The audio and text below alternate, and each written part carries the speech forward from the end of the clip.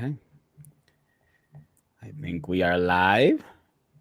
Are we Oh live? Let me yeah. check if we live. Yes, we are live. Yes, we are. All right. Yo, what's going on, YouTube? It's your boy Alex Thomas here, back with another episode of Nerd Talk. I'm here with my boy Smooth J Stu. We live, baby. And yes, like I said, we are back with another episode of Nerd Talk. We got some stuff to talk about. Obviously, some sad news. We're going to start off with the show, but we also got our episode 4 Loki spoiler talk. We got some cancellations going on. So I guess this is kind of a sad episode, but we're going to go ahead and get some of these news stories. Obviously, got a big reveal that happened over the weekend due to some toys being leaked and stuff like that. Yeah. And then we're going to talk about some physical media. And then if you guys got any questions, we'll get to that at the end of the show. We're going to try to keep this show pretty short because I'm actually going to be on Mid-Level Media's channel talking about all the June releases. So we're going to try to keep this as quick as possible, just so I don't be so tired after, doing this. But I do love doing this with my boy John. So John, how you doing? I'm doing good, man. I'm doing good.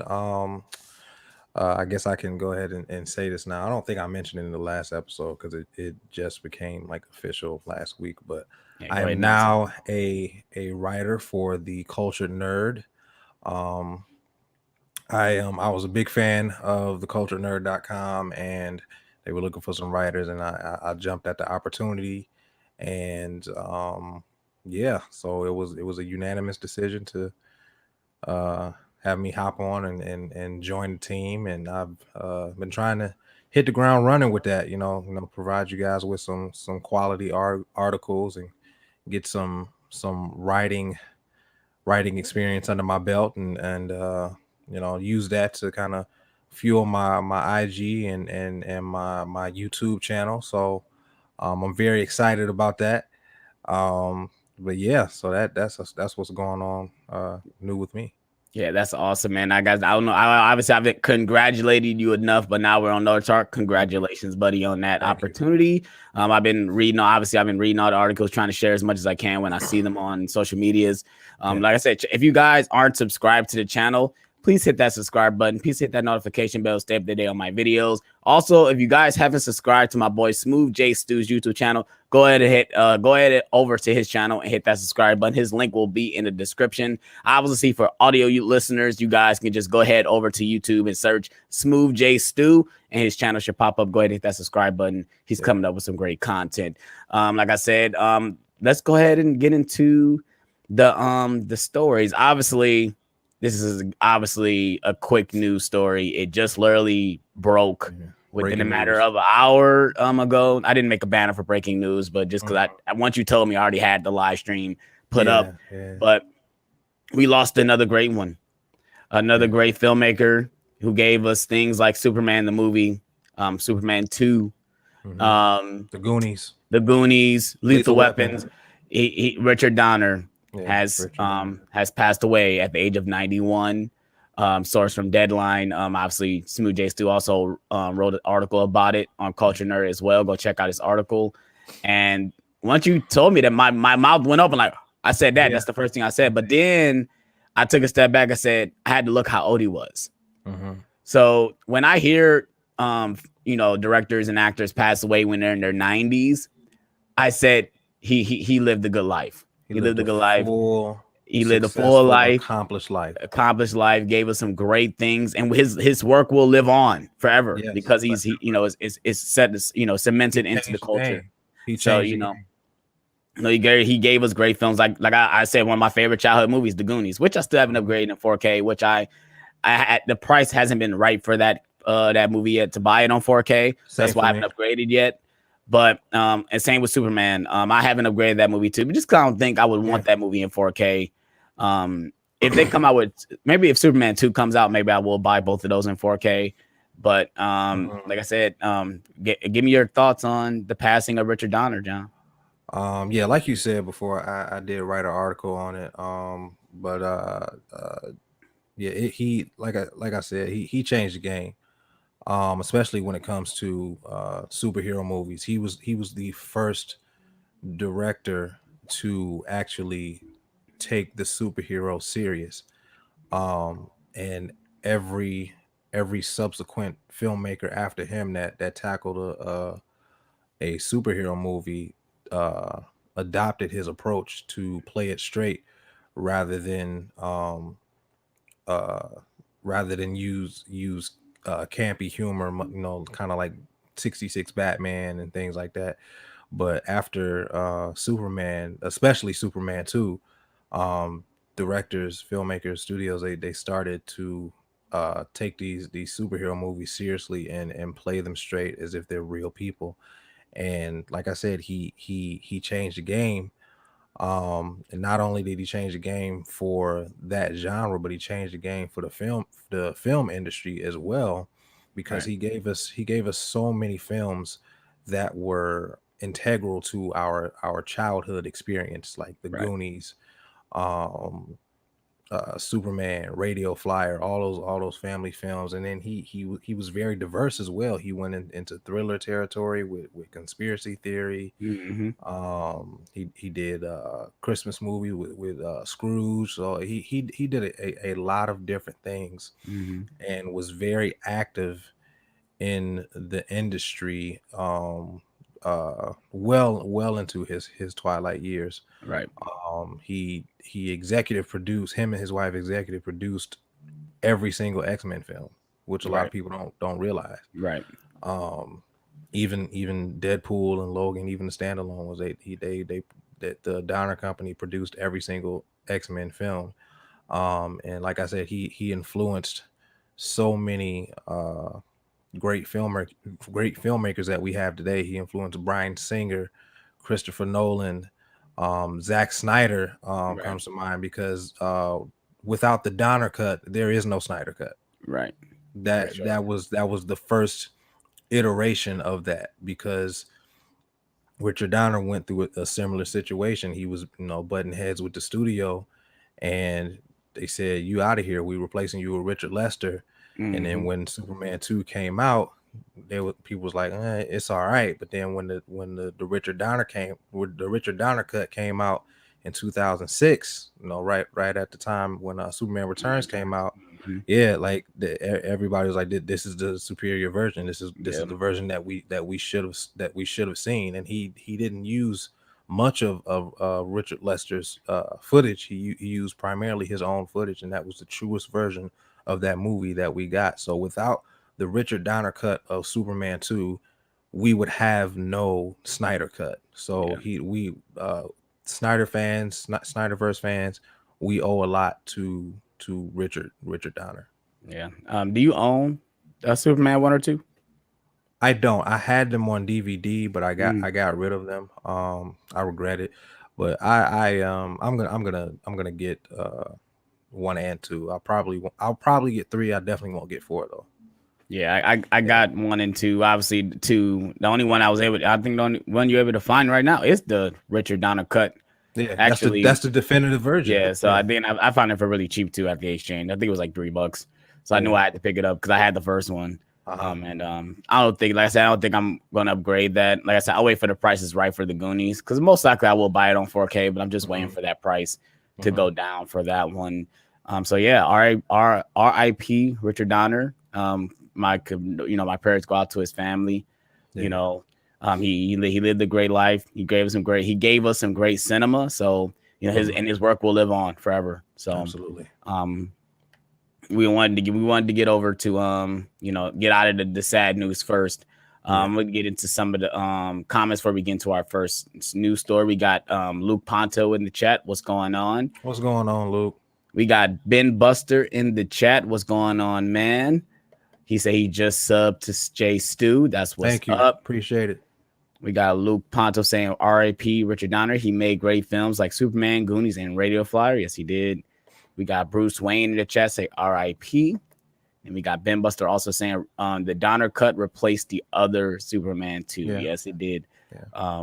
It's definitely the superior version for sure. I haven't seen those in a really long time, and I know I need to give them a watch. The one problem is it's gonna look pretty dated, so I got to get that out of my head that it looks dated. Yeah. So yeah. So let's go ahead and get into our first news story of the day, and that is Lovecraft Country is canceled on HBO. They canceled it Mm. after the first season. They just canceled it. Yeah. So I read this over the weekend, and I said, I don't know if I mention you in the thing. I mentioned you in it, and I'm like, did you hear this? Did you know about this? Yeah. And it kind of blew me because you told me to get into it, and hearing that they canceled it, it makes me not want to watch it now. Because what's the point of it? Does it end in a cliffhanger? Because I haven't watched the show, so I'll say, does it end in a cliffhanger? It's one complete story, so no, it does not end in a cliffhanger. However, the show is so good, you want more. It's honestly one of the best shows that I've seen in like the last 10 years. And my wife loves the show as well. But from what I understand about it, it was based on a book. And they told the entire story of that book in the first season. So there was nothing left for them to adapt. If they had continued the show, it would have been a completely original story, which I'm not against. Right. However, I I would rather have the one season than for them to try to force a season 2, and then the quality would fall by the wayside. Yeah, I can see we, that. we'll never know whether it was going to be good or not. Misha Green is a great writer, so I do believe that it would have been good. She has teased some of the ideas that she's had for season 2, such as the sovereign states of America. Like the United States weren't actually going to be united; they were going to be split up into different sections. It kind of reminded me of Wild Wild West when Loveless like split up the United States. But she definitely dropped a few teasers following the news of the cancellation, which were interesting. But like I said, I would rather have a fantastic season 1 than to have a forced season 2. Yeah, because didn't the show premiered last year, right? Did it premiere last year? Yeah, Or was it premiered the fall of last year, I believe. Okay, so it's pretty recent, and it's surprising when I looked at the story. I'm like, this is crazy because I heard the show got great reviews. It's excellent. Yeah, I heard it's an excellent show. Like overall, what critically is, it was received very well. So surprisingly that HBO didn't see this as another thing to keep on their under their wing. Because the worst part is someone else pick it up and then they produce it or and they mess it up as well. So this is pretty interesting. We'll see what else happens. Who knows? HBO might just come back and say, okay, we're gonna start it over again, or start with a new story. I didn't know this was based off a book or anything. So like I said, I didn't know anything about it. Like I was watching John Campion, he was referring to the show because he loves it as well. And like I said, every time I go to Best Buy or Target, I see it every time. And I'm like, should I pick it up? Should I pick it up? But that price tag, but like I think it's like $40 for it. And I'm like, it's like 30 something. Yeah, I'm like, maybe I should wait. I'm like, maybe I should just wait for Black Friday. That's why I was thinking maybe I should just wait Black Friday to pick it up. You can wait for Black Friday. However, having watched the show in its entirety, it's worth the price tag. It's 100% worth whatever you saw it for. I think I saw it for like $34. Yeah, I think so that would put it at like 36 after tax. Yeah. But it's worth it, bro, and it's excellent. Each episode is an hour long, or close to it, maybe 50 minutes. But it's 10 episodes, and every single episode is dope. Every one. Well, I would say maybe the reason why they probably canceled it because the main actor is going to be Kang in the Marvel series. So they're like, oh, he don't have time to do Lovecraft because he's going to be tied to the MCU. So HBO's like, oh, we got to cancel it now because he's not going to meet our schedule with the scheduling of the show. So they have to cancel it.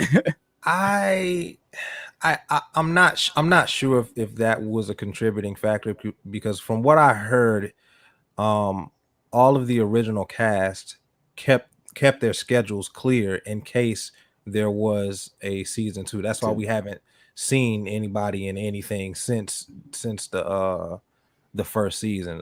Jamie Chung and Journey Smollett, Jonathan Majors, they've all been kind of laying low, just in case the season 2 happened. Now that season 2 is not happening, I guess whatever deals they had on hold, they can, go forth Yeah, with that. they can start pursuing them now. Yeah. Yeah. Or start promoting them at that too, because maybe Yeah. sometimes contracts withhold that they can't announce what they're in because of that either. So Yeah. so I mean this is obviously another more sad news. We wanted to get the sad news out of the way because this is pretty upsetting when things get canceled. That means people don't have jobs. We don't get the material that we you want to see on screen. I don't like hearing when things get canceled because it just means like we don't get more creativity on screen. Yeah. And And as also, go ahead. yeah, and also the thing about it is that just because it's good, that doesn't mean it's going to guarantee a second season. There or to be continued at all. Yeah. There have been a lot of shows that were great that didn't get that recently didn't get. too. Yeah. One show that comes to mind that came on about 10 years ago, it was Pushing Daisies. Pushing Daisies was a good show, and I think it had 3 seasons, and they canceled it after the 3rd season. Yeah. Even though people continuously viewed it and it got really good reviews, they canceled it for whatever reason.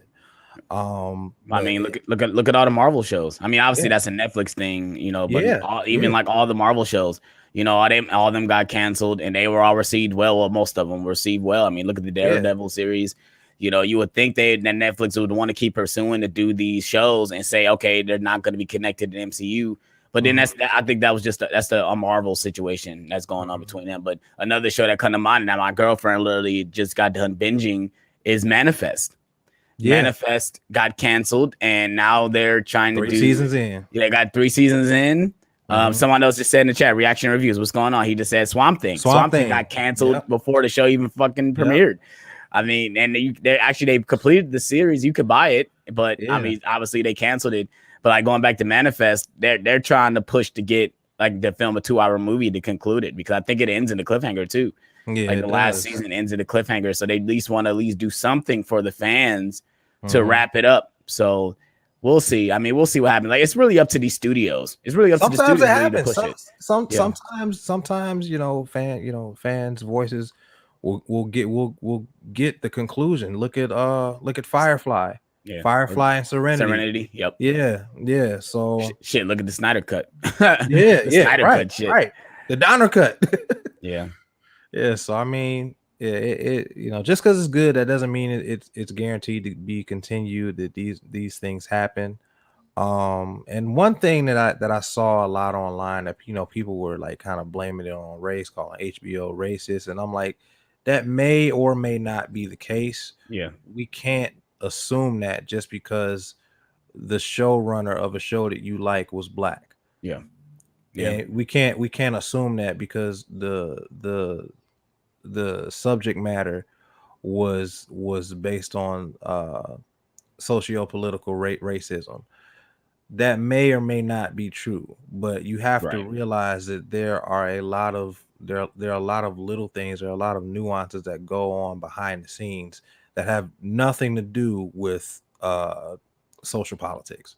Right. So you have to understand that it's a business, and no matter how good the show is, no matter how many fans are watching it, it's a business. And if it's not making no money, it's not making sense. Or getting the viewership. I mean, viewership is a lot. If the viewers are like in case Manifest's thing, I think the thing was that it canceled. It wasn't the viewership. Obviously, a lot of people are watching it now because of word of mouth. But when the show was coming out, nobody was watching it. I mean, more people are watching more of they said. I don't know if the article was stated this, but more like people like watching more cop shows, or like Law and Order are getting, obviously they've been out longer, so that's not really a good comparison. But more people are watching those shows than watching like Manifest. And the thing about it is that people like familiarity. Yes. That's why there's so many reboots and sequels. People like, or I'm sorry, not people, but the industry has a tendency to use an existing IP for another medium. There have been 2 or 3 shows that were based off a movie. LA's Finest is based off Bad Boys. Yeah, right. the Lethal Weapon has a TV show. Yeah. So those shows probably aren't as good as Manifest. I haven't watched either one. I haven't watched Manifest or LA's Finest, but they may or may not be as good as Manifest. But people like familiarity. They go to what they know. That's why certain shows and certain movies keep getting made or are still on the air, just because they know people are going to watch it, because people like knowing what they're going to watch before they watch it. Right. So yeah, I mean, it's like I said, it's a sad story, but we'll see what happens. We'll see if anything else comes up with this story. I'm gonna jump into the chat real quick. We got Mrs. Stu in the building. She says, I'm very disappointed that they canceled Lovecraft. Like I said, I haven't watched it, so I don't know you're paying. I guess, like I said, maybe I'll buy it on Blu-ray and check out the show. It's on HBO Max, so you can watch it before you buy it. But I'm gonna buy it. Like I'm excited.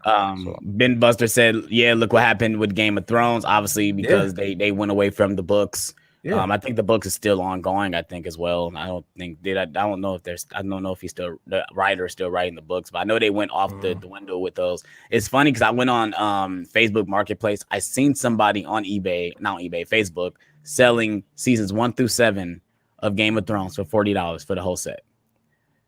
I almost literally hit them up like, that's a good deal. That's a really good deal. Because usually if you go to the exchange, they go for $15 to $20 a piece. Yeah. So if I get 1 through 7 for $40, that's a good deal. And it was in a nice box set. They wasn't like in the little. You get 7 for the price of 3. Exactly. Yeah. So and now obviously I don't want to have to buy a season 8. So and most people say that's not a good season anyway. So I can wait on that one. We got Luke Ponto also saying, I rewatched Beer Fest for the 3rd time last night. It's a super overrated, over the top hilarious comedy. I've never seen Beer Fest. Have you seen Beer Fest before? I saw it once and I don't remember it. Yeah. We got reaction reviews 21 saying, what's up? I thought y'all wouldn't have a podcast since y'all didn't do it yesterday. Yeah, that's what I meant to say earlier in the show. Yesterday was 4th of July and I had to work. I had to work 13-hour shift yesterday. So that's why we didn't do one. So I meant to say that we're going to do it today instead of yesterday. That's the one reason. Obviously, it was the holiday. Hopefully, everyone had a great 4th of July holiday. I didn't. I worked, so I hope everyone else had a good 4th of July. He also said they canceled Swamp Thing. Yes, we know. Reaction also says there's 5 seasons of Manifest on Hulu. Okay, well, I didn't know that. It's 5? I thought it was 3. Yeah, maybe I have to tell my girl because I think she was watching it on Netflix. So it's probably on both services. Wow. All right. Well, maybe I have to tell Steph that. Yeah. The first 2 seasons are on Netflix, and the 3rd season is on Hulu. Okay. Yeah. Well, all right. Well, I'm gonna have to tell Steph that. Luke Ponto say, what movie is so good that you watched it twice in a day? For me, I have 3 movies: City of God, Sing Street, and Videodrome. You got Dark Knight recently. The Dark Knight Long Halloween. I watched it back to back. Yeah. It's just because I was just so amazed by it. And I'm so ready for part 2. But the Dark Knight come to mind. Inception. I watched Inception twice, not just because I really wanted to get it, just because I thought the movie was just so fantastic. Yeah. For me, maybe not twice in the same day.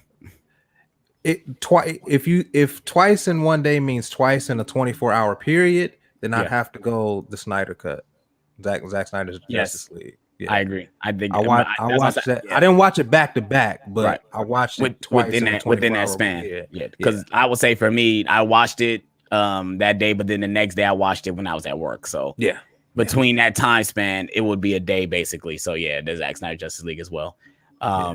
He said buy it. It's a steal. Yeah, if it's still on there, maybe I might hit the person. The only problem is I think I have to drive to grab it. So maybe that might not maybe do it. How far you got to drive? I don't know. I haven't checked. It's somewhere out farther Ohio though. It looks like it's the country, so it's like probably in the boonies somewhere. Yeah, it looks like it's in the boonies. So if I do it, I might have to have somebody with me because I don't trust that. He also says my fault. The 3rd season on Hulu. That's what he meant to say. Okay, you're right. You were right, John. Okay. All right, so let's go ahead and get into our next story. and it's a big one. Yes.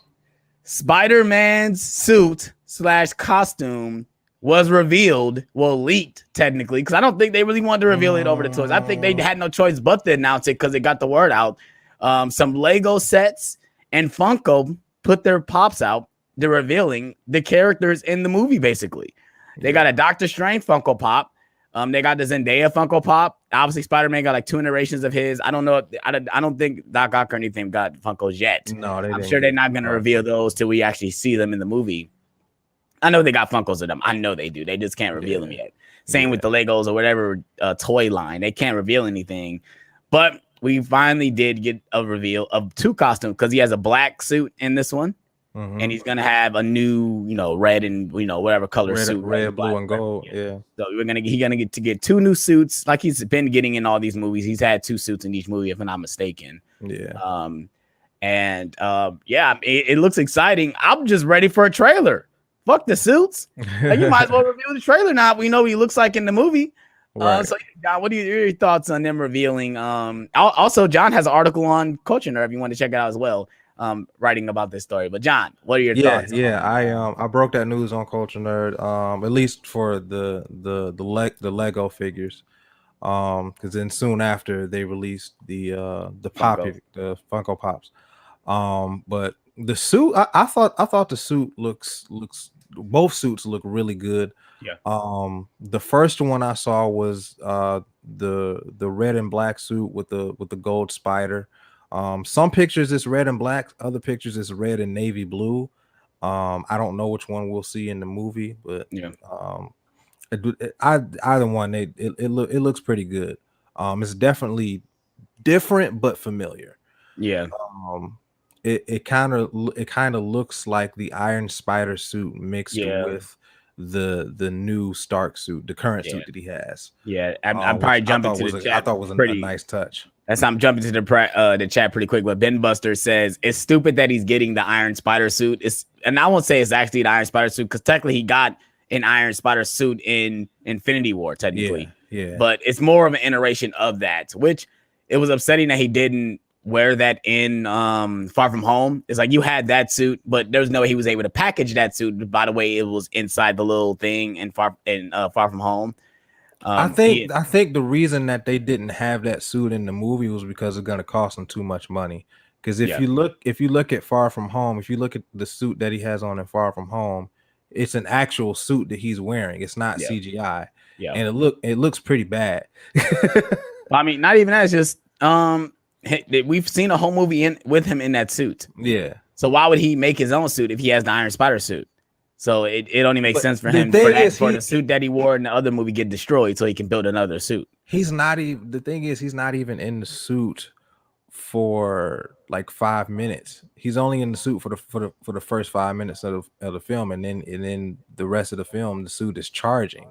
Yeah. And the fact that it looks the way it looks practically, it doesn't look as good as the CGI suit. Which is weird because normally it's the opposite. The CGI looks a little awkward because it's not real, but this is the opposite. The practical suit does not look very good, and I see why they didn't have him in it for very long. Yeah, like I said, I think I do like the black suit. Oh, excuse me, I do like the black suit. But talking about the black and gold one, right? Yeah, the black and gold. I like the black and gold. So anything black, obviously, black is my favorite color. So that it just maybe hints of like the Raimi suit, the black suit, Raimi suit a little bit. Yeah, it honestly reminded me of the electric suit from Marvel Spider-Man, the Spider-Man PS4. Yeah, where he's the suit that he wears at the end of the game when he's fighting Doc Ock. Yeah, and it makes sense because Electro is supposed to be in the movie, so it makes sense that he's supposed to have an electric suit. Yeah, I could see that being an electricity resistant suit. Yeah, I mean it's pretty interesting. Like I said, all the other toys and stuff that we got, like I said, we get a glimpse of what Zendaya is gonna look like in the movie, and we see Doctor Strange looking kind of strange. Like he got jeans on with his coat on and stuff. It looks strange. Like he's holding something. I gotta look at the Funko Pops again. I wish I could pull them up on the screen. He looks very comfortable. Yeah, like he's just like chilling, like doing something. Yeah. So I mean, we don't know what that indicates for the movie. Like I said, they make these Funko Pops to what's going on in the movie. Like obviously I could point one out, but like I got a Hulk one when he's holding the taco. So something he's doing in the movie is indicated with this Funko Pop. Yeah, and they do this for every movie too. Every Spider-Man movie that has come out or in the MCU, the costume was leaked before we even saw Spider-Man. So you can pretty much bank on it. One of these suits is going to be in the movie. Yeah, for sure. I say I don't. The one thing is like all these leaks going on for Spider-Man, because I've been watching people react to the leaks, like the Real Rejects react to a lot of leak stuff. And I've always want to watch the videos, but I don't want to watch anything. Like this was enough for me for when it comes to leaks, seeing the costume and hearing about this. I don't want to hear anything else. Like, even when it comes to knowing who's in the movie, that's why the whole Toby and Andrew Garfield thing, I haven't watched that many videos because I don't want things being. Neither have I. I haven't tried to touch on the situation, even like on my own channel, because I could have made videos and stuff and do all this stuff, but I don't want to be that person spoiling it for somebody else just to get. I don't want to do that. At the end of the day, we fans, we want to be surprised. Yeah, I want to be surprised, right? So that's the thing. Is like I'd rather see a trailer and then see all this stuff come out, because now I already know what it looks like. So when I get the toys, I'm surprised. I don't want to see the costume on a Funko Pop first before I see it in the actual movie. You know. So when it comes to this stuff, obviously it's very hard this day and age. Everyone has a fucking camera phone. Everyone's able to record something. Everyone's able to do these certain things to leak it out to the public, obviously for clicks, obviously for likes, obviously for money. But it's just something we have to deal with. Obviously, like I said, 10 years ago, 15 years ago, we didn't have to worry about this stuff. Yeah, because now it's gotten to the point where Marvel doesn't even give the cast the whole script for certain movies. Yeah, that's when it came instance with this movie. In Endgame, they didn't even give the cast like the third act of the movie. They didn't know. Nobody knew what was going on, just so they could keep it under wraps. Because this social media thing, you can't keep a secret. You can't. It's hard though. It's really hard, man. That's why you have to give credit to the team over at Marvel for those two films, especially with Endgame. Because Endgame, like seeing that in the theater and being seeing that on the big screen, not being spoiled by anything. The only thing I heard is that the last hour is probably one of the greatest hours in the movie ever made. That was the only thing I was told, not knowing that what we got was what it was. Like any of the stuff that was told, I didn't get spoiled. Obviously, time travel, but we kind of hinted that was going to be. I don't think that was spoiled. Stuff like that is common sense. Because of the way Infinity War ended, it was a definitive ending for Infinity War. So the only way that they could continue that story was a time travel story. So that's common sense. I don't consider that a leak. That's just if you got two brain cells, you could have figured that out. Yeah, the only way they was going back if they had to go back to get the stones. There's no way they can literally make stones. Right. So like I said, this is pretty interesting when it comes to the Spider-Man costume or the Spider-Man suit being revealed or being leaked to the public. But at this point, I'm just ready to see a trailer. That's what I'm ready to see. Yeah. Like I said, going back to your theory or theory you heard from someone else, I sat and think that they are waiting for Loki. They are waiting for Loki to end before revealing it. It only makes me upset because I would have loved to sit in the theater to see Black Widow, which I did buy my tickets today, by the way. Nice. I bought my tickets today up for 7:00 showing, so I'm so ready for it. My review probably be up that day or the next day for Black Widow this week. Thursday?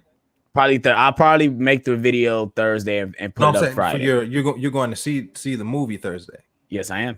Okay.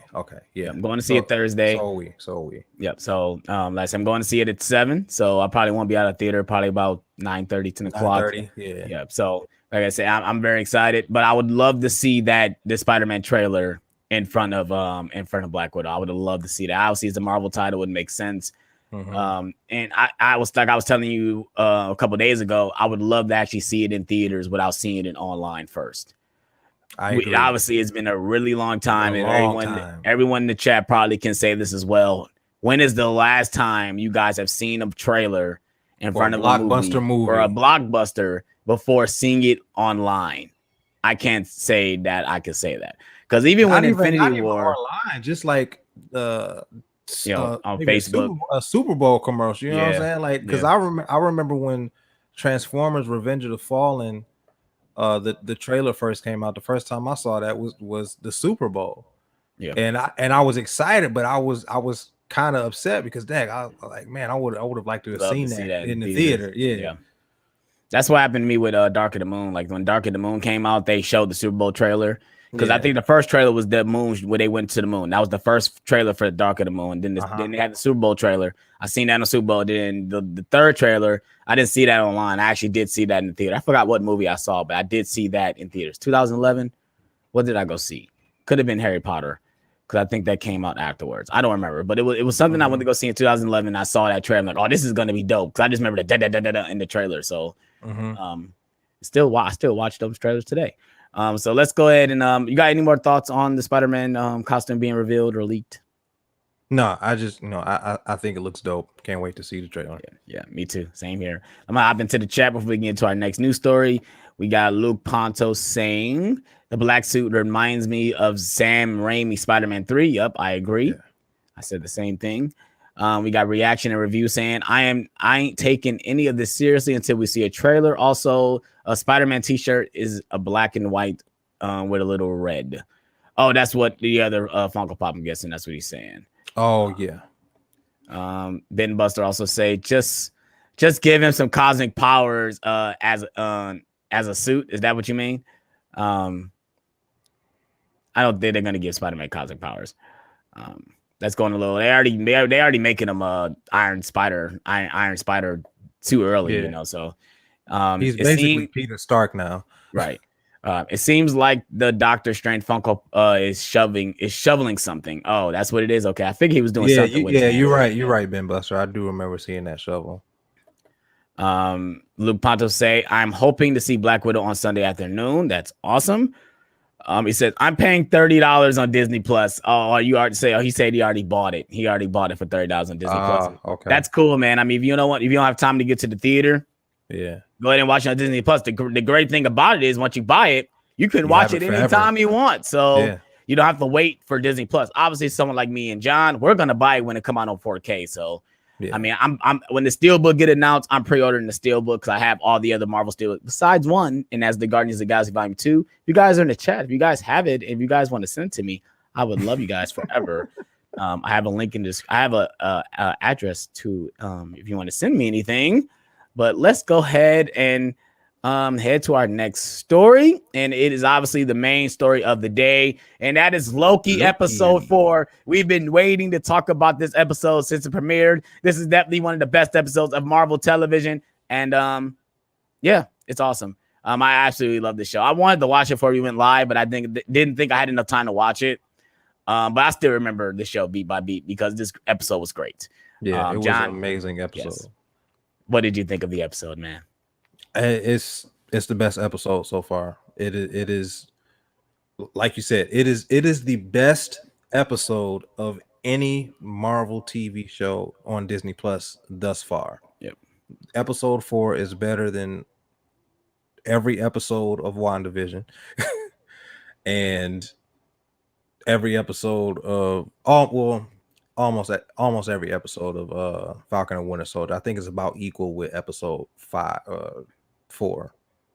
Yeah, episode 4, Falcon and Winter Soldier. But I thought it was great. The thing I love about this show is that it answers questions as the questions are asked. So you don't get a whole lot of waiting 2 and 3 episodes to get certain questions or to get a lot of questions answered.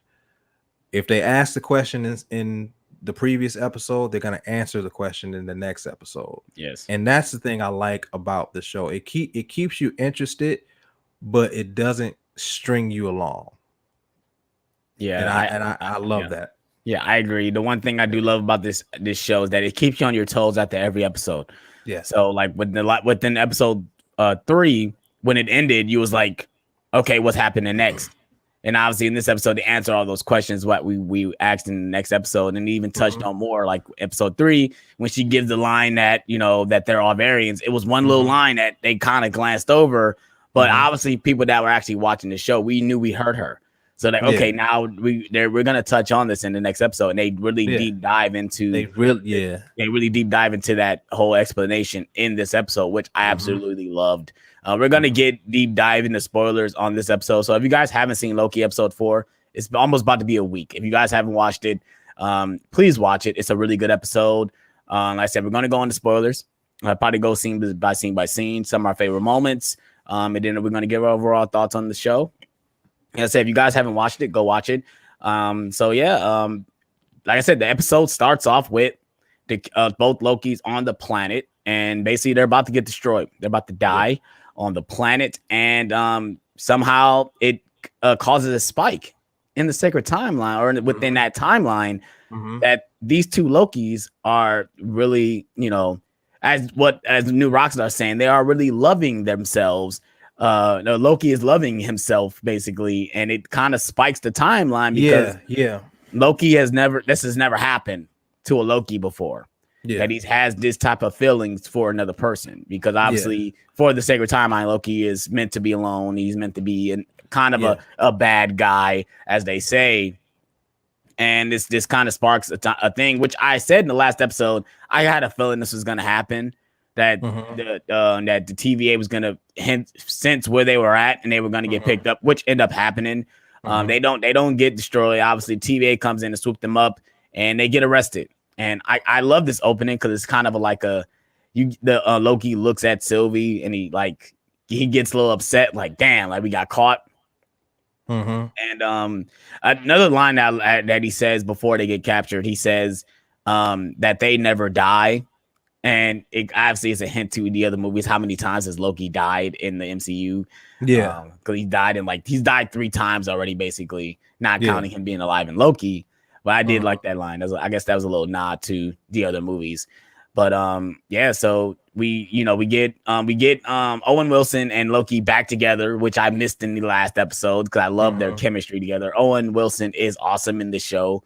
And obviously, we're going to get more of his character deep within the spoilers. But they have a nice little talk about this situation. Besides, Owen Wilson figure out that Loki likes the variant. He knows off the bat, like, oh, you like her.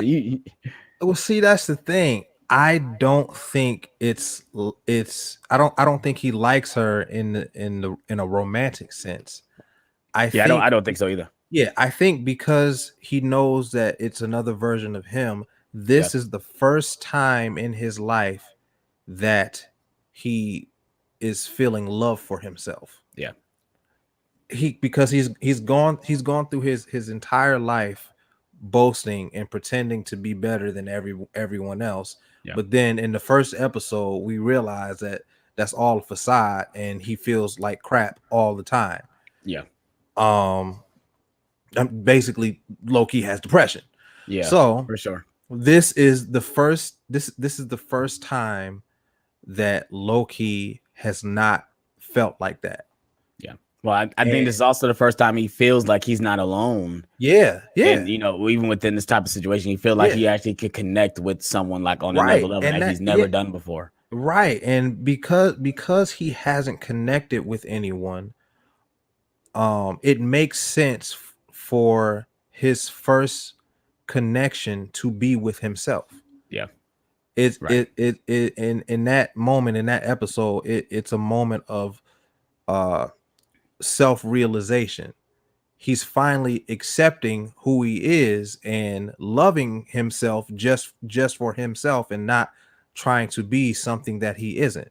Yeah. So that's how I interpret Loki and Sylvie. I don't think it's in a sense of romance or lust or anything like that. I don't think they're gonna fall madly in love and go on dates and do it and stuff like that. Yeah, I don't think they're leading into that. I don't think that's what the point of the show is. No. But like I said, going within more of the episode, we have a conversation between Loki and his name is Morbius. I keep just calling him Owen Wilson, but his name is Mobius. I see. I have two characters named Morbius and Mobius. I think that was terrible, but Mobius.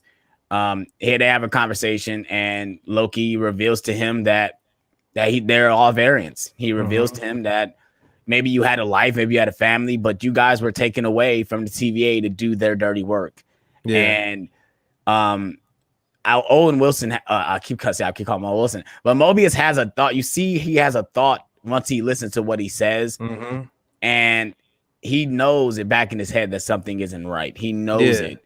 So that's why he likes jet skis so much. Because before he became before he got to the TVA, he probably owned a few jet skis. Yeah, he probably lived in a time zone when he knew where he was meant to be. Yeah, and I think it was in the 80s. I think he was taken away from the 80s. That's what I think he was taken from. I agree. But I guess we'll figure that out with the next episode, because I've seen trailer footage. He obviously we're going to talk about Hammond's character, but we're going to see more stuff involving him. But then, which was one of my favorite scenes, is we got a character back that we haven't seen since Thor: The Dark World. And Loki gets thrown into like this time loop cell, and he's literally getting kicked and kneed in the balls like over and over again by Lady Sif. Lady Sif. She's back. Jamie Alexander.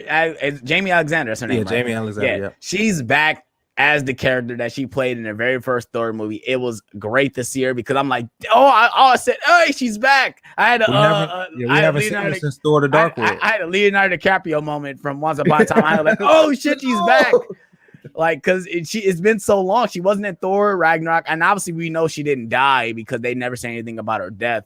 Yeah. And I think she's coming back in Thor: Love and Thunder, which should be interesting, since we got Natalie Portman back as Lady Thor. This should be very interesting. But I love that she came back, and the whole thought of this time loop is that Loki cuts off her hair, and she comes up to him, smacks him, knees in the balls, and tells him that he's gonna be alone forever. He's gonna be alone forever, and just walks away. And the time loop just keeps coming back and forth, back and forth, back and forth. And the one thing that kind of surprised me is that there's a scene where he's tired of it. He literally apologizes, and she doesn't hit him. So he can control what happens in this time loop with it, which is weird, because this is obviously has happened before. Like, so this is not like, something that they just made up. He actually did do this at a point in time, and he actually can control, not getting hit. So I'm surprised he didn't do this sooner, because I feel like he was obviously getting hit for a long time. I think what it is I think the environment is influenced by the prisoner's sincerity. Because he wasn't going to be able to talk his way out of that. That's all he does is try to talk his way out of a situation. He had to show genuine remorse, right, in order to get out of that situation. I think that was the whole idea of that scene, was just showing, and he kind of confessed that, I do this for attention. I know that I'm this way, and it's messed up, but I do this just because I'm alone. That's why, that's the whole idea of Loki, that he's going to be alone, and he's depressed, and he's the god of mischief. So I did love that scene in this show. And we jump back to Sylvie, and I keep thinking is it B Hunter 15? Is that her name? B15, yeah. I think that's her name, but in the last couple episodes, she got hypnotized, and she saw something that she didn't expect to see. And I didn't mention this, that the other agent that got hypnotized, the judge said she died. Yeah, she said she died. She so co-star. Yeah, she died. Right. And Mobius is like, what? Why? She was fine the last time I saw her. She was just obviously just gibberish and stuff. And the judge said, no, she clearly lost her mind. Yeah, she was like, by the time she got to us, she had lost her mind. And Mobius at that point knew something was wrong as well. He that doesn't make any sense. Yeah. And I really, not to cut you off, but I really love the dynamic between those two, because you can tell they've been friends for a long time. And so when one starts acting weird, they're they looking know. at each other like this is not you. Like, why are you Yeah. acting like that? But Right. go ahead, my bad. Yeah, but after that, like I said, we're going back to B15, and she approaches Sylvie, and they go back to the mall, or not the mall, the little the department store that's literally about to get taken over by the tsunami or whatever. Yeah. And she tells her, like, you showed me something that I just don't believe is real. What did you do to my mind?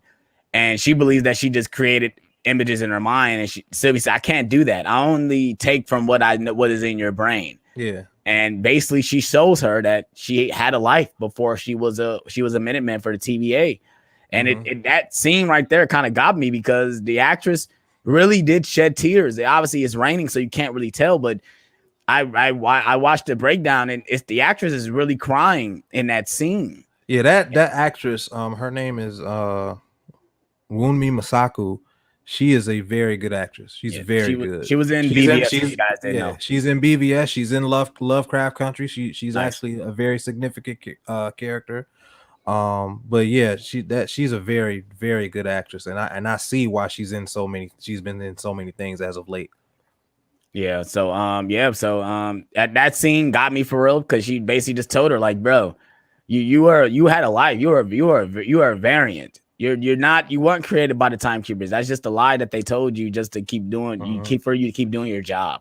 And so yeah, that scene really did get me for real. Like I was like, wow, this is great. This is great television. That's what I thought in my head when I watched it. Like, this is great television, right? Great storytelling. It's great for it to be this type of premise, it got me a little bit. So jumping back a little bit forward, we had Mobius. Like I said, Mobius and the judge, they have a conversation, basically have a drink to close out the case.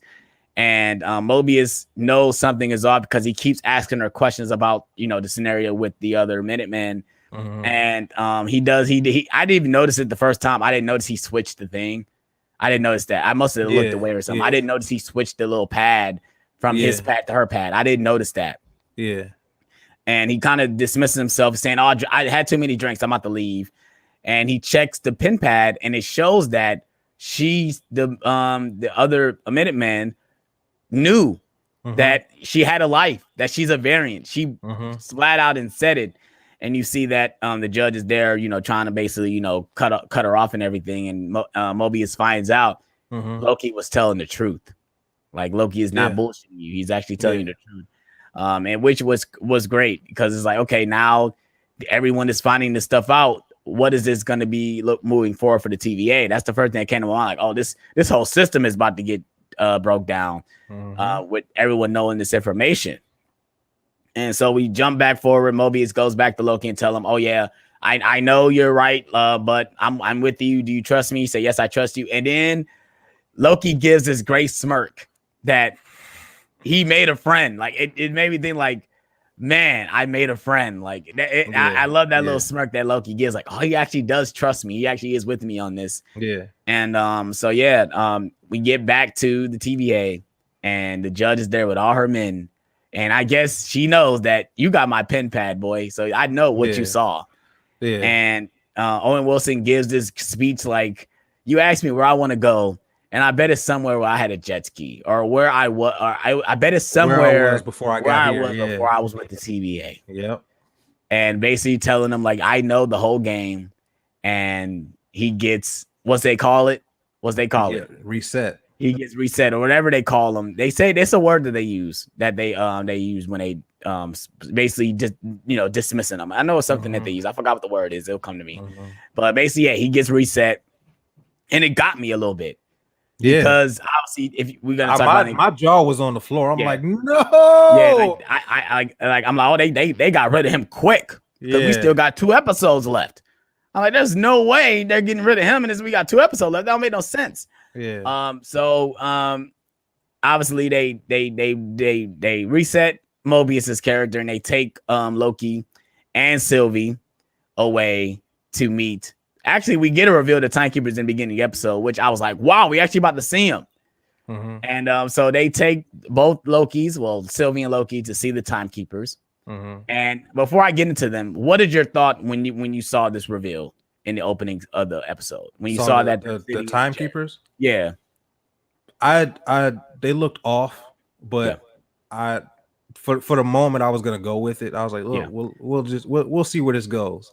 Well, even the beginning of the episode, because we actually get I forgot to mention this. We actually get a backstory of Sylvie when she was a child, when she was taken away. She was actually a little girl, literally sitting there playing with toys, and the TVA literally just came in to take her, which doesn't even make any sense, because what did she do to that? You know, how is she a variant with her just sitting there playing with toys? We don't know the full story, but obviously, you know, from Sylvie's point of view, she was just taken, just saying she messed up the sacred timeline. And she basically got away, took one of their little devices and ran away. And the judge was actually, she was a Minuteman at the time. She wasn't the position that she was. So obviously she had some way to rank up, which hopefully we find out in the next episode. How does she rank up? So that's why I forgot to mention that earlier. I don't know why did I jump right into the episode, but after that scene, we see the judge walk in and see the timekeepers. And when I first saw that, I got up like, oh, I got a little excited. Yeah. Like, oh, we actually are going to see them. I thought we weren't going to see them towards the end, like the end of the show. And like I said, obviously we're about to get into the spoiler. This is the big spoiler of the whole show. Both Lokis get approached. And like I said, when we finally saw them face to face, I knew something was off. Yeah. They are ancient beings. And of course they can sound the way they sound, but something sounded robotic about it. And this is one of my favorite scenes. We actually get both Loki and Sylvie fighting with each other, and it's a pretty awesome fight scene. But we get the other Minutemen come in, kind of disrupt the whole thing, releases their neck things, and they have a great fight, you know. And obviously towards the end, they get everybody down, and Sylvie cuts off one of their heads. And when I saw it roll down and I saw the sparks, I said, I knew it. They're fucking robots. They're puppets to another system that we do not know what the fuck is controlling this whole thing. Who has this technology to do all this stuff to keep everybody in this little time loop? Because technically the TVA is like in a time loop. They really are, or they're stuck in a premium of time, which I do believe it has something to do with the quantum realm. In which we talked about. Yeah, I believe they're in a pocket dimension where that I don't want to say there is no time, but clearly nobody's getting any older.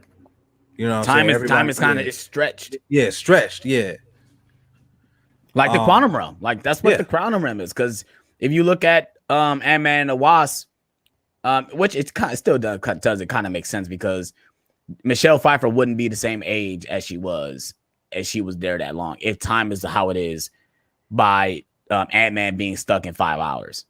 You know, that's the thing. They may have been in different sections of the quantum realm. So time, right? So point A in the quantum realm, that time could operate differently than point B in the quantum realm, right? So because when Michelle Pfeiffer's character comes out, she has gray hair. She didn't go in with gray hair. Right. Yeah. Right. But when Paul Rudd comes out, when Ant-Man comes out, he looks exactly the same. Right. So so going back into the this great scene, because this is a great scene. Like I said, we find out that they're puppets, and as Loki is talking to Sylvie, it felt like it felt like he was about to confess his love or something like that. That's how it felt. It felt like he was about to finally confess something to her, and then he gets zapped. He gets reset, and when that happened, I said, "What the fuck? What are y'all doing? Like y'all are y'all really gonna kill dude in his own show?" Right. That's how I'm like, what the heck? That's how I knew something was on. Like something's not right. There's something they're not telling us. Obviously, the TVA is a bullshit. There's something going on with this system. It's another system of control. Yeah. And obviously we got towards the end where Sylvie has the judge on the ground, and she's literally about to reset her, and she accepts it. Yeah, she kind of accepts, like, go ahead, I'm ready. That to me is the most interesting part of the episode, because I had a theory that she was the villain, but in that moment it was she wanted her to do it. She's like, please do this. Take me out of my misery. Yeah. And I'm like, she's being controlled as well. Like she's doing all of this stuff that she's doing, all of these secrets that she's keeping. She doesn't want to. Yeah. So For sure. I'm very interested to see where her character goes. Yeah, that part surprised me, and I'm hopefully we figure out some answers. Hold on, keep talking. This is Steph calling me, and I told her I was going live, so go ahead and continue. Just I'm gonna hop into the chat. All right. Luke Ponto says this is the best episode of Loki yet. Yes, I agree. We got Senior in the chat. What's up, Myron Thomas Senior? What's up, Senior? We got Philip Love saying I'm late, my bad. It's all good, bro. Got Luke Ponto saying I think iRobot should get a 4K. I agree. Reaction to Reviews 21. Question for you both: Is the TVA bad? If Lady Loki existed, Hela wouldn't have existed. It's messed up what they did to the people, but it's not their fault. It's Kang the Conqueror. Let me read that again. Question for you both. all right, I'm back. All right. I'm reading reaction reviews question. I'm about to pull it up on the screen. Yeah. Question for you both: Is the TVA bad? If Lady Loki existed, Hela wouldn't have existed. It's messed up what they did to the people, but is it their fault? It's Kang the Conqueror. I don't know. I try to see what I'm trying to figure out. Is there more than? It feels like it's more than multiple question in here, but he's asking: Is Kang the Conqueror the reason why this is all happening? And it's possible, but we don't know. And I think that's too obvious. That's why I went with my first theory that Ravonna Renslayer was the big bad, but obviously that was wrong by the way she reacted to Sylvie. But I it's possible that it's Kang the Conqueror, but Ben Buster said Loki theory, Kang isn't pulling the strings. It's too obvious. It's too obvious. Yeah. He's asking if the TVA is bad. That's the thing. I think it's we got to figure out who is actually running the TVA. I was watching New Rockstars. There's actually someone that is like the very first person that did really start the TVA. He hasn't been mentioned. His name is like He Who Must Be Named or something like that. That's what his name is. But nothing has been revealed. So Ben Buss said it's the Eternals who are pulling the strings. I don't think it's the Eternals either. I don't think it's the Eternals that pulling the strings. I don't think they will do this to this extent because they haven't been involved in any scenarios that has happened in the Marvel universe, regardless of them saying this is supposed to happen.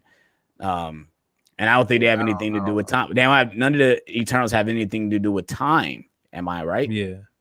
So I'm not sure. I'm not too well versed in the Eternals. And I kind of want to keep it that way because I want to go into the movie blind. Yeah, I have that with Shang-Chi and Eternals. I don't want to read up anything on those characters because I want to get introduced in this way, kind of like the Guardians of the Galaxy. That's why I didn't read anything about Guardians. I wanted to go into Guardians not knowing anything about them. So I don't know. I've been busted. I can't do that. He says maybe mortal maybe.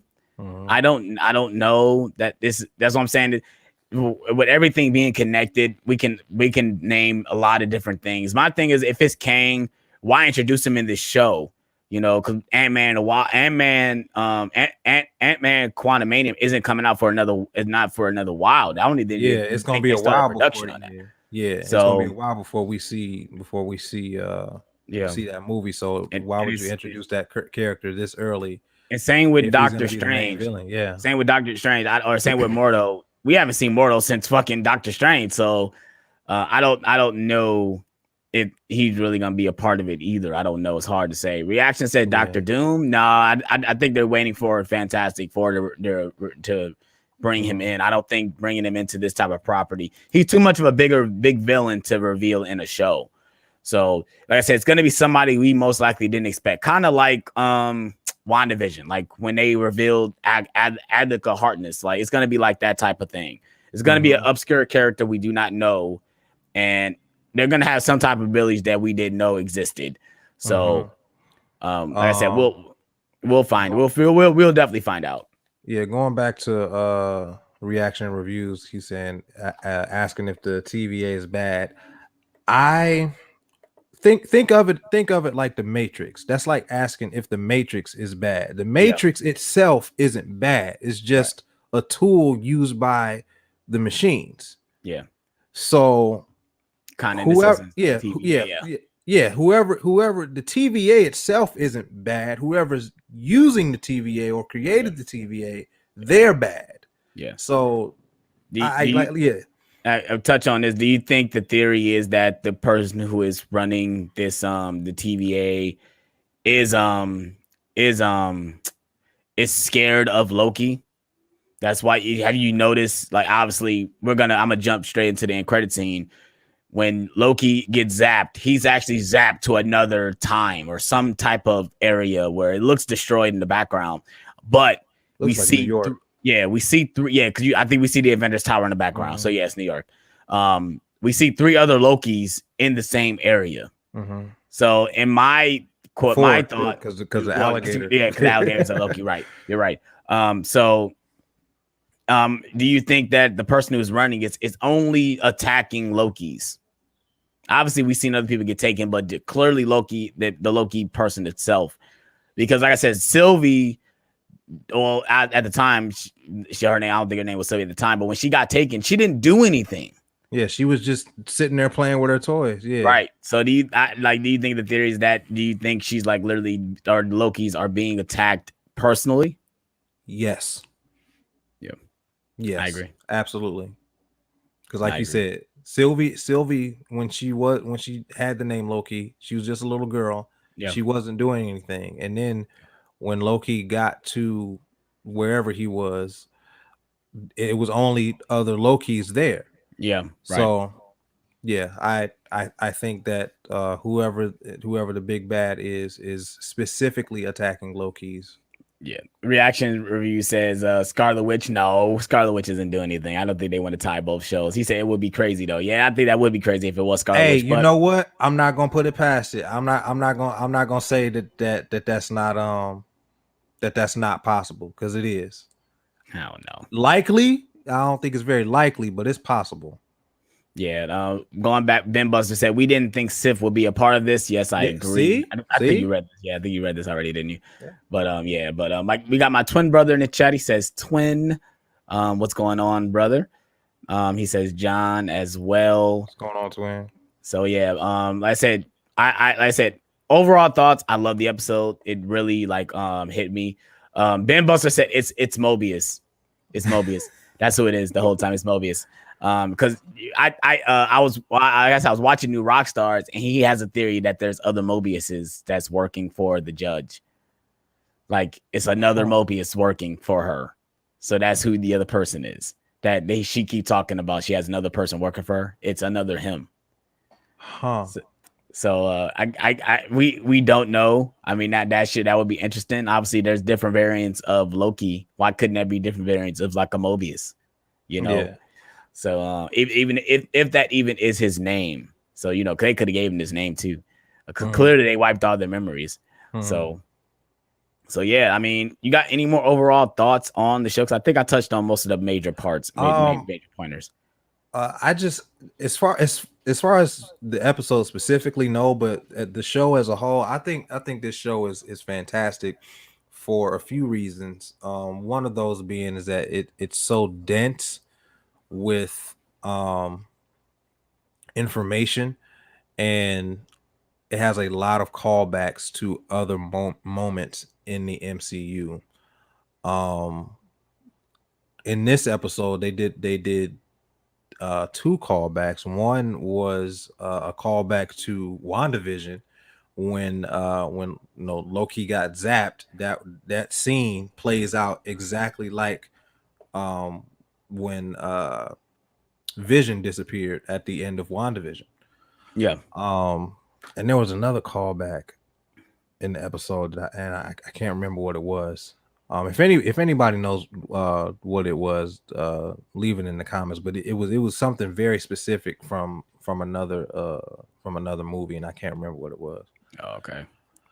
But the other thing that I like about the show is that it's very dense with tackling like real issues. Like I said before, Loki clearly has depression. Yeah.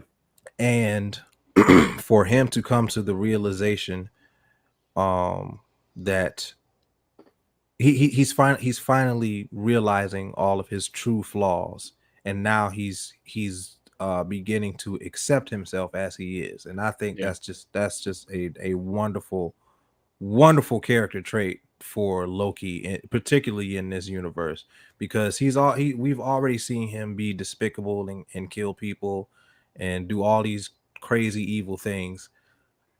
How are we going to take this beloved character and evolve him? And I think this is a perfect way to evolve that type of character in this universe. Yeah, especially in the show. Because I don't think they could have done this in the movie. I think the way they doing this in this little 6-episode miniseries is perfect. Thought of them doing a season 2, I have no idea. It will be nice if they do announce that they're going to do a season 2, but I think most of these shows are just going to be one-off shows. I don't think we're going to get multiple seasons, but who knows? I mean, maybe they can do more with this. We'll find out how this show ends. But yeah, so I guess that's our thoughts on Loki. If you guys are in the chat, if you guys are in, let us know what you thought of the episode. Like I said, we loved it. Ready for episode 5. It should be interesting. Let's say I might not see it on the day. I might wait a couple days to watch it. So yeah, let's go ahead and get into our next topic. And obviously it is one of my favorites, and that is physical media. Let's go ahead and just give a quick glimpse on what physical media that I say. Obviously, we didn't pick up that much because it was the holiday weekend. I didn't do no Blu-ray hunting. I didn't pick up anything. Obviously, tonight I'm gonna be on Mid-Level Media's YouTube channel talking about all the releases that came out in the month of June. I didn't pick up anything recently. If you guys want to see what I picked up, I have a whole video on my YouTube channel where I showed everything that I picked up in the month of June. Over 50 titles. Go ahead and over to that video and check that out. I'll probably put a card at the top of the video, just so you can click on it, whatever. So I want to talk about some releases that is coming out within a month. That is coming out at least next week. Scott Pilgrim is coming out. I think Space Jam is coming out as well. Those are the 2 big titles that are coming out next week. Scott Pilgrim comes out tomorrow. Well, yeah, that's what I meant. Yeah. I said next week. I'm messed up. Today is Monday, right? Yeah. So tomorrow is Blues Day Tuesday. Tomorrow, Scott Pilgrim comes out, and I think also Space Jam comes out as well, if I'm not mistaken. Or is that the 13th? If I'm not mistaken. I think it comes out next week. So it should be exciting. I most likely won't buy Space Jam. I'm probably gonna wait for that because obviously it's the Criterion sale. So I want to pick up some titles for the Criterion sale as well. Yeah. I probably won't go crazy because they do another sale in November. Yeah, I was just gonna say that I'm gonna wait for the November sale because me and my wife already discussed there's a lot of stuff coming out this summer that we want to get. So and knowing that there's gonna be another Criterion sale, I think I can wait. Not even this summer. Like I watched Ken's video. He did a physical media report like he does every Monday, and what he announced, everything that's coming out even in September and October. I'm gonna be broke again, like I am in the summer. Like I said, Screen Factor announced, and they announced. I don't know if it's official or not because it's not on Blu-ray.com, but they announced they doing 1 through 5 for 4K releases for the Halloween movies. Like Halloween 1, 2, 3, 4, and 5 are getting 4K releases from the studio, and it's like, what the fuck? Like it's making me a little upset because those movies gonna be like $30 a piece. And obviously for us, I know I'm gonna have to be a lot more selective for those titles, but man, it's just crazy, man, that all this stuff is coming out. Like I said, this month alone, like I said, I think next week we got Mortal Kombat coming out. A Quiet Place 2 is coming out this month.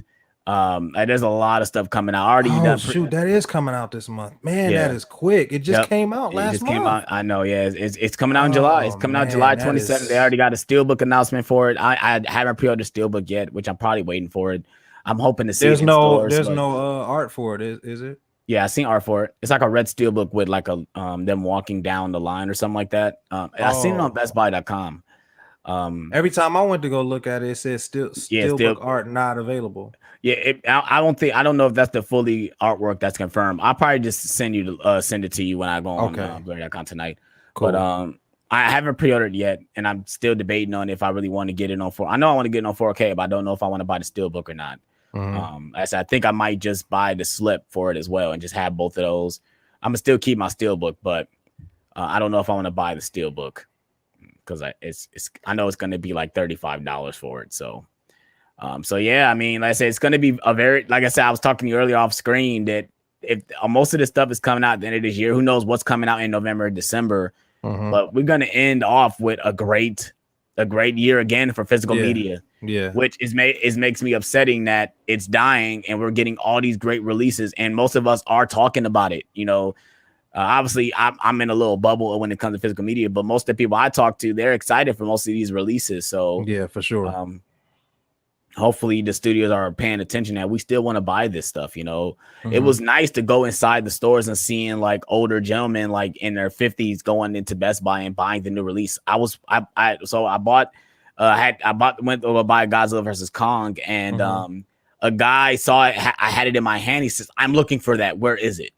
And he was excited to buy it. I'm like, "See, that's what I'm talking about, right there." Like, people still want physical media, man. Yeah, and I think he wanted the 4K version too. That's what was surprising to me too. I'm like, oh snap, he's actually excited to buy this stuff.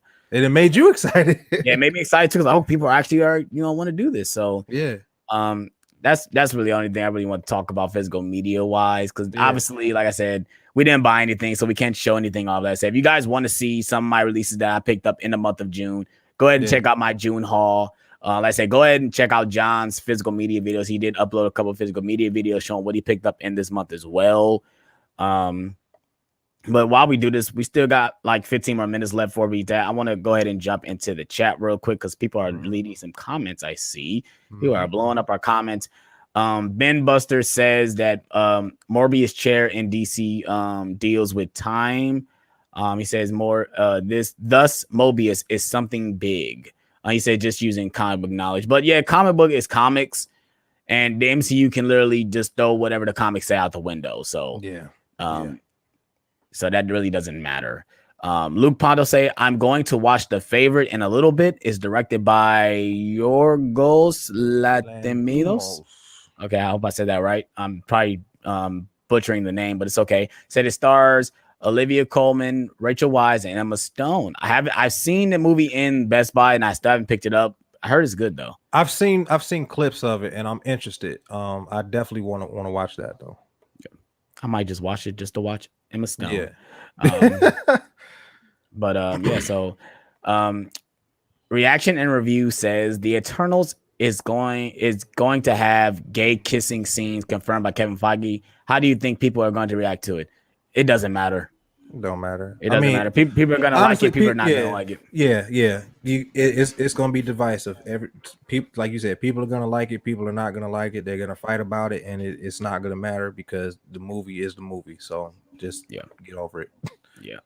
Like I said, it doesn't matter to me. I mean, if you don't like it, just look away for a minute or whatever. I just want a good movie. I just want a good movie too. If I like the characters, it ain't gonna matter. Yeah. Luke Ponto is responding to him. I think people are going to be like, what the F? Yeah, people are going to be like that, but people are just going to, not bat an eye about it either. Luke Ponto said, I picked up 12 movies Saturday at various flea markets. That's awesome. Nice. I need to hit up flea markets, man. I got to find some in my area. Me too. Obviously in Cleveland, it's probably very hard to do that because we got places like the Exchange. I know where you can go. It's a bit of a drive, so you might want to make a day trip out of it. But I know where you can go to for some good flea markets. Okay, yeah, I might have to make that into a video.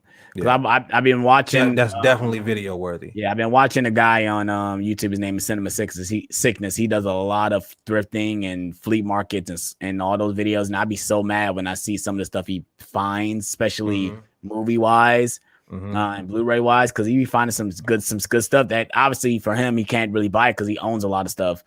So, but I be seeing him like, man, I would definitely pick that up. So, I be watching Wet Movie One, but he stay out in California, so they got a lot more swap meets and stuff like that out there. So, so yeah, that's awesome though, Luke.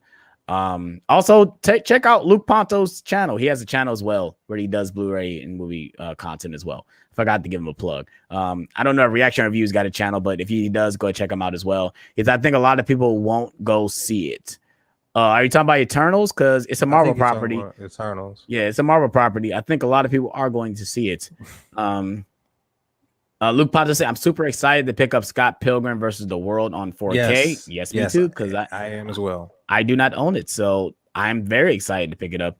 He actually said the same thing twice. Are you trolling me? Don't troll me, Luke. I'm just playing. I love you. He said, I'm definitely looking forward to buying Mortal Kombat on 4K. Rat the Man is coming out as well. I forgot about that one. Yeah, I'm excited. I'm excited for Mortal Kombat on 4K. Yeah, I mean, I'm definitely picking up just because I'm a completionist, so it doesn't really matter to me. I say I didn't really like the movie that much, but I'm still buy it. Maybe watching it, for another go. Maybe I might feel different about it. Reaction and review. So I picked up 6 DVDs that had a sale when you bag it when you one bag of 15 DVDs, then you get one bag for free. Oh, that's awesome. So you basically got 15 and then you get 6 of them for free. Is that what you mean? I think so. Okay, well, that's cool. Basically, that's basically what happened to me. So I went to this record store in Menor and they had a deal, buy 2, get 3 free. So you're like, why not get 5, for the price of 2? Right. You'll be an idiot if you don't do that.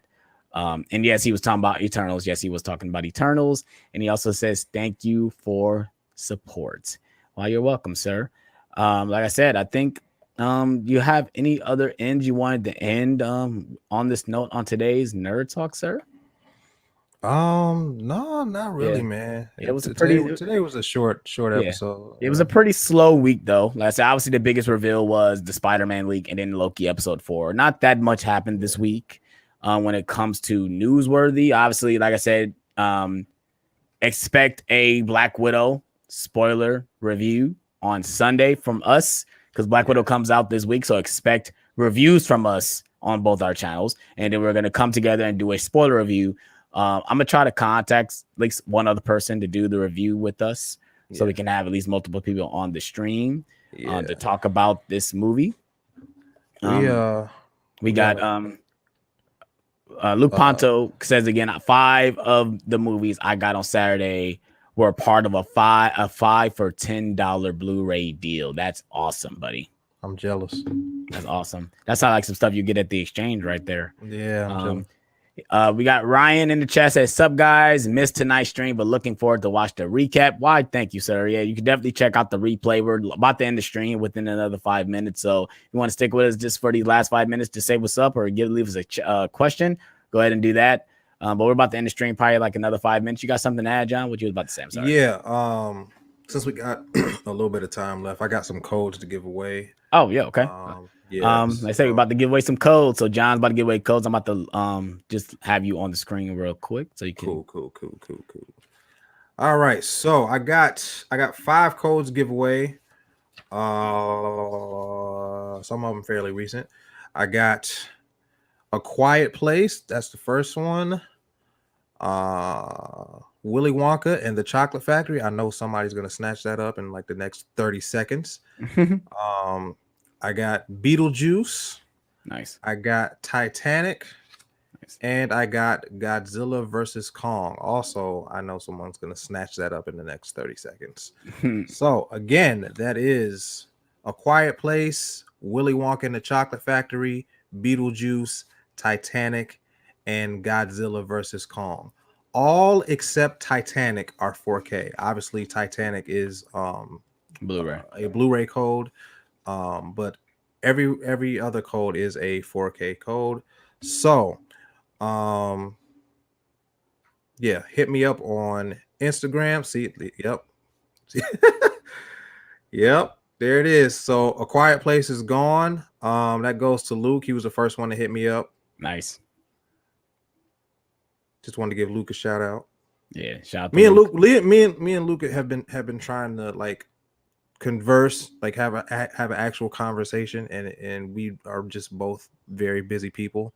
Yeah, but that's a good problem to have. Yeah. I feel like you guys always miss each other's comments. Me and Luke does that a lot. He's actually sent me a message. Next time I go to the exchange, he wanted me to pick up some movies. Okay, just hit me up a list of what you want me to pick up, and I'll pick them up. Like I said, but if you want to send them to me, I would definitely love that as well. Just I got a address in the description where if you want to send me anything, I would definitely love it. And I'll definitely love to unbox it on the YouTube channel. To give you a shout out as well. But he be hitting me up to try to get me to buy. Ewan McGregor is like his favorite actor, so he tried to tell me to buy a lot of Ewan McGregor movies, which I probably will show you when I want to know. Luke, have you seen this one? And that is, I think Shallow Grave. It's a Criterion. Let me know if you've seen Shallow Grave, because it's a Criterion as well. Just let me know in the chat if you've seen the movie. Have you seen Deception? No. That's another. You've not seen that? That is a great movie. That's a great Ewan McGregor movie. Tell him, Luke. Tell him how great it is, man. Okay, I definitely would check it out. I'll put it on the list. Like I said, next time I go to the exchange, I think he did send me the movies he wanted me to check out. I think it was, or I've seen these movies. Actually, I've seen United 93. He wanted me to buy United 93, and what was the other one? What he sent me through.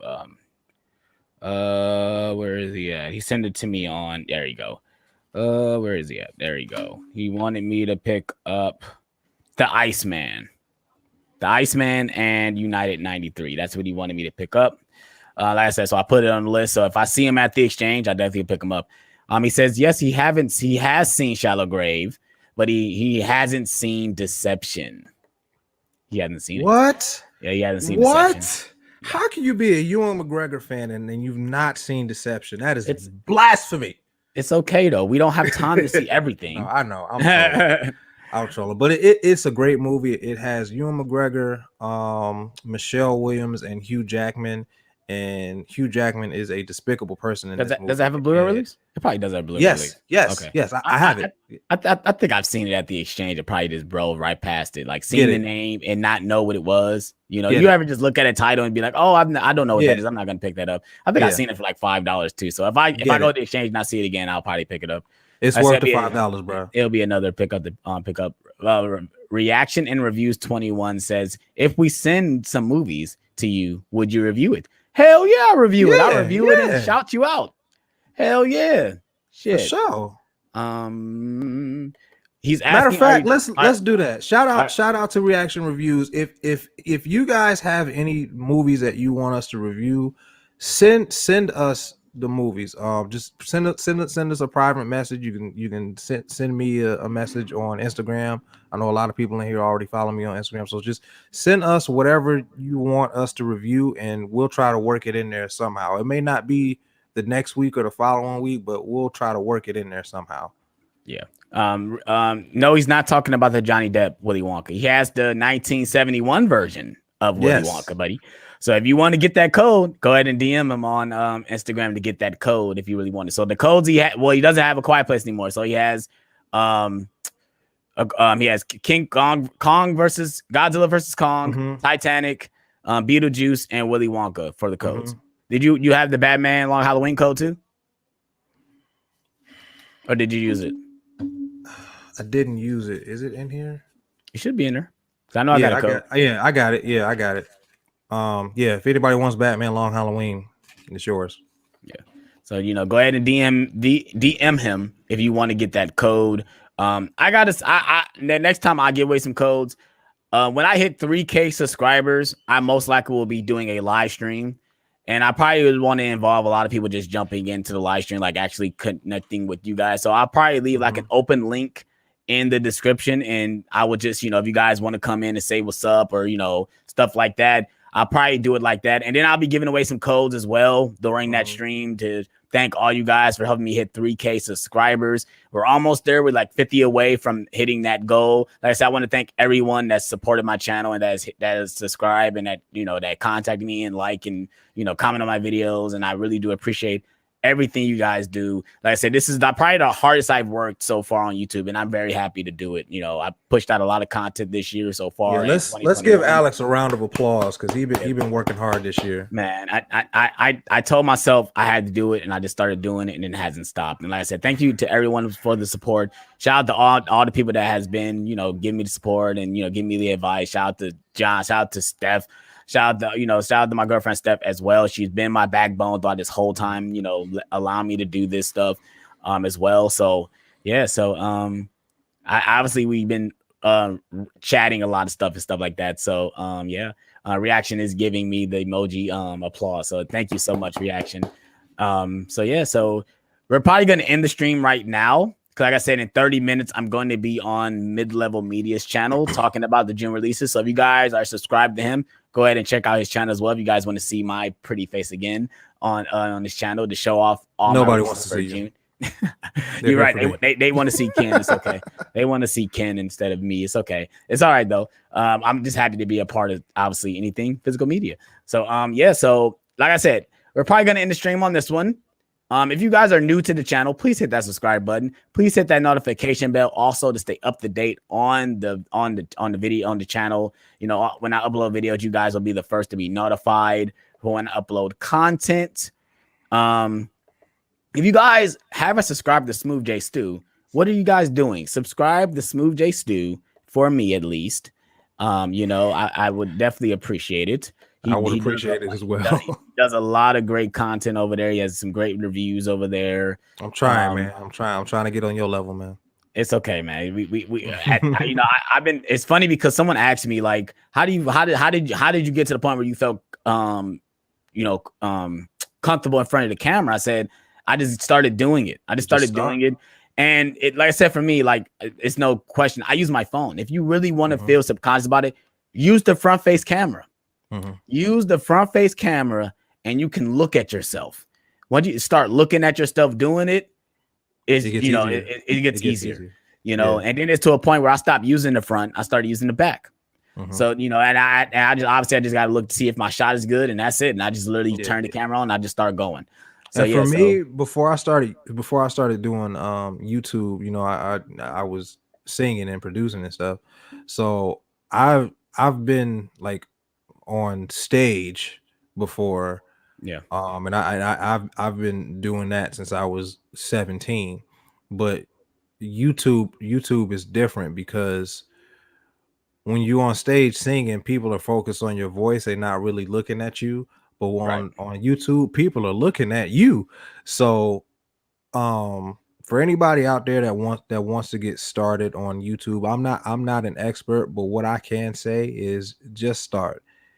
The fear never really goes away. It just gets easier because with every video, especially me, I'm very meticulous about how I'm perceived and how I edit my videos and things like that. So it never goes away. It just gets easier. And like Alex said, just start out with your front facing camera. And then once you get more comfortable with that, turn the camera around. We got my dad is still in the chat. He says, didn't Gene Wilder play Willy Wonka? Yes, you are right, Dad. Yes. You are around the money, and it's probably his best role. It's one of the greatest movie characters ever put on screen. I just recently watched it, and all his lines still get me, like when he's talking to Mike TV. You know, I'm a little deaf in his ear. Speak a little louder. Or when he was talking to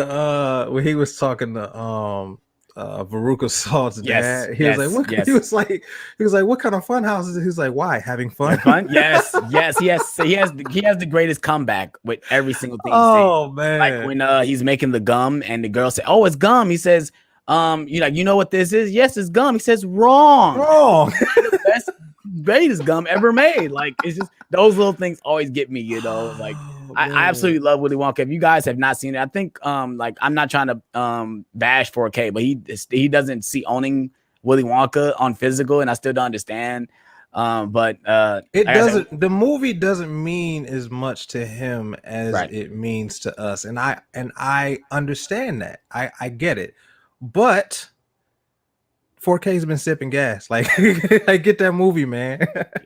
I'm about to answer reactions characters question. See, I don't even see this question is, what if you can't speak well, but I'm trying? The one thing I can give advice to is just keep, like, if you don't get it in the first take, keep doing it. Like, when you're not live, just keep practicing what you're doing over and over again with your words, because sometimes even me and John, we might stutter or you might say but we're doing this live, we're not recording this. So and if you're not comfortable with watching yourself on camera, because watching yourself on camera is one of the most awkward experiences you will ever have, especially for someone that hasn't done it before. But if you're uncomfortable with the idea of that, practice in front of the mirror first. Yeah. Yeah. Take baby steps. Don't Yeah. don't just jump out and do a 16-minute video Yeah. of yourself. Just Yeah. practice in front of the mirror. Once you get comfortable with that, then turn on the phone, use your front facing camera, and you don't even have to upload it. Just do it so you get comfortable with it first. Yeah. And Always. then Like yeah. Always, like I say, if you don't like the reaction, you can always do it again. Yeah, you can always delete it and do it again. Delete it and record it again. I mean, for someone like me, I like to go on the go and just like I don't even barely write notes when I do a review. I give you my thoughts when I see it. Right. When it comes to when I see, I don't write notes down. I don't have a pen pad or anything. But maybe for you, it might be easier just to write things down of what you're going to say, then read it and then say it like that. You know, some people always have different tactics. For me, like I said, I literally just when I do a review, I watch it and I think about everything I'm going to say in my head, what I think about the movie, and I press the record button and I go. That's how I do my reviews. I don't have a certain, like John has this system where he does a certain points for everything. Yeah. For me, I just literally give you my thoughts. Well, some of my favorite sequences, you know, what I thought about the acting, the actors, the action sequence, the camera movements, and that's what I go on. Yeah, and then the way I do it, I don't plan everything that I say. I write bullet points down. I might write 1, maybe 2 sentences on what I'm gonna say, and then I expand on those sentences. So it's not predetermined what I'm going to say. Just the points that I'm going to make are predetermined. So I write those down so I don't forget, because I'm a very forgetful person. If I don't write it down, I'm not going to remember. But I don't have a script. I just have bullet points. Right. But also, since we're having this discussion, let me know in the chat or let me know in the comment section, because we're about to end the stream. Let me know if you guys want me to make a video about how starting doing this type of YouTube channel. Let me know. Yes. We're letting you know now. Yes. Okay. Now I say just let me know, and I'll start getting things. You know, this video I actually will write notes down and stuff like that, and actually do it for this video. Yeah. Because I have a lot of people asking me these questions, like how do I start? And obviously for me, I'm a small YouTuber. I'm an ant compared to certain people. Reaction said yes, he wants me to do it. Okay, I'll make the video just for you. Reaction. Yeah, in the words of Shia LaBeouf, just do it. Okay, I will. Right. All right. I'm about to ask this last question, and we're gonna end it. He says, "Alex, what's the next franchise you'll review? I enjoyed your Fast and Furious review series." Why? Thank you so much, Ryan. And I have no idea what's my next series I'm gonna review, because I can't think of what's next major wise that I got to build up to. Because I wanted to start reviewing some Criterions this month because the Criterion sell. So I might review some Criterions. I might actually ask Jamel to come over and review some of these for me, since he wants me to do it so bad as well. Everyone wants me to do all these videos, which is cool because it's bringing me more content and giving me more ideas to expand my YouTube channel. So maybe I might be doing some Criterions. I don't know. I will let you guys know in the future as well. So on that note, we're going to end the stream. Like I said, hope you guys enjoyed the stream. This was actually a fun one, regards to being so small. We still had fun talking to you guys. Obviously, we gave some great advice. If you guys come into Alex Thomas channel to get some advice, we're here to give it to you as well. Like I said, if you guys are new to both our channels, Smooth J Stu, go ahead and hit the subscribe button on his channel. Also hit the subscribe button on our channel. Hit the notification bells for both of our channels as well to stay up to date on when we're making videos. We got new videos coming out, at least 2 or 3 videos a week. So go ahead and be over there and be ready for us to upload content. For all our audio listeners, go ahead and hit that subscribe button as well for all the audio, podcasts we're going to be a part of as well. My boy Smooth J Stu is taking care of all that stuff. So like I said, just go ahead and hit that subscribe button. I would love to, let you guys. I would love to hear you guys. Let me know if you guys are listening to us through podcasts as well. So yeah, you got anything to add, J Smooth J Stu? No, you said everything I was gonna say, man. All right. So hope you guys enjoyed. Like I said, please hit that like button, please subscribe, and we are on this one, you guys. Peace out. Stay smooth.